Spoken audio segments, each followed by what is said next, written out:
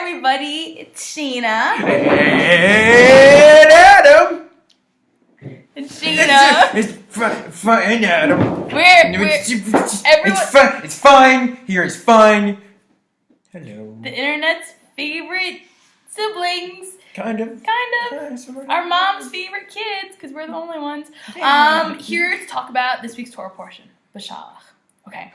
Now, before we actually get into the idea in this week's Torah portion, we need to go back. Oh, okay. So, in the beginning, God created the firmament and the heavens and the earth. Not that far back. Oh. And then Cain slayed Abel, thus implanting all of sibling rivalry into the Bria, which brings us to today's YouTube Torah portion. And why you can't do that, Mom said that you're not allowed to touch me. And you're not allowed.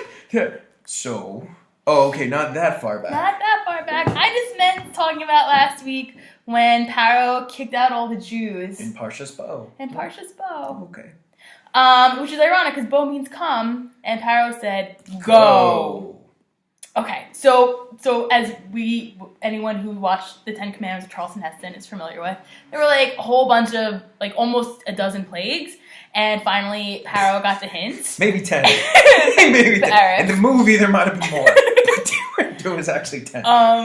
And he finally, at the end, at the last one, where like all the firstborns stopped being alive, he was like, get out. Like seriously, like get out. I don't care if you got challah rising. You take that and put it in a metaphorical box to the left. Everything you own in a box to the left, get out of my life. I don't like it when we quote Beyonce and Torah.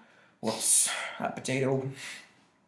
So, Illuminati. Okay, so anyway, so the Jews took their matzah. Mm-hmm. This is how you carry matzah when you don't have a box to put it in.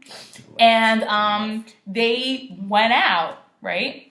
So, this week's Torah portion, Pharoh is like, wait a minute, I freed my slaves, and like most of my nation is not alive anymore. Who's gonna serve me? Who's gonna build my many pyramids? And your future Taco Bells. Which is today across from the Sphinx. Present day Egypt has a Taco Bell right across from it, rather than the present day Sphinx. Meanwhile, has a Taco Bell across from it. Meanwhile, no Taco Bell anywhere in Israel.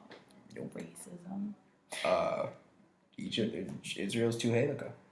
Okay. Holy.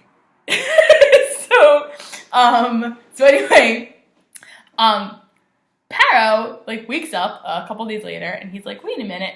He's all like, wait a minute. And he gathers up his posse of like the 6,000 Egyptians who hadn't been smitten. Could have been smitten. And they like hop on their. They're all in love. They're smitten. And they like hop on their chariots and they start going after the Jews because they were like, wait, you're coming back. You're not. We change it. Wait, who's gonna build our pyramids? Who's gonna build our Taco Bells?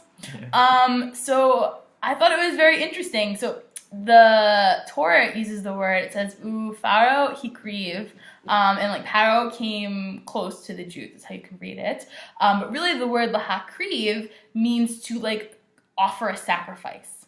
So what the Torah is trying to tell us is that like Pharoh was like so like focused on bringing the Jews back that he was willing to die. He was willing to sacrifice himself in order to accomplish this purpose. Now, I thought that was insane. Here you just watched your whole nation get kind of wiped out just because you wouldn't let the Jews go make a barbecue in the desert. Mm-hmm. And here you are chasing after them, being like, wait a minute, I said you could finally do this thing, and they changed my mind. He had like 10 little apocalyptic taps on the shoulder, to say, maybe you let him go. I mean, all the wet things turned into blood. Right. Frogs came out of their butts. But animals came out of places. Not their butts. Anyway, so I just thought that was like kind of insane. Yeah. And so I was like, okay, well, what can we learn from this craziness? So perhaps when we are very passionate about an idea, we get so focused on accomplishing it, we don't take a step back to say, wait a minute, is this a good idea. Have I really looked at all the signs around me? You know? Am I ignoring hail that's on fire? Right, you know, is someone trying to tell me maybe I shouldn't be doing this? So it's just a reminder that anytime that you're very, very passionate about something, it's a good idea to take a step back, survey what's going on around you, like the Family Feud, see what the survey says, Ding. and consider whether this is a incredibly stupid idea or a good idea. Could be either. I don't know. I don't know what your business is. I don't know what you're up to. I don't know if this was a good idea. I don't know making this video. It's going on the internet. No, Okay, so anyway, Shabbat Shalom. Thanks for watching. Shabbos. And goodbye. Next time.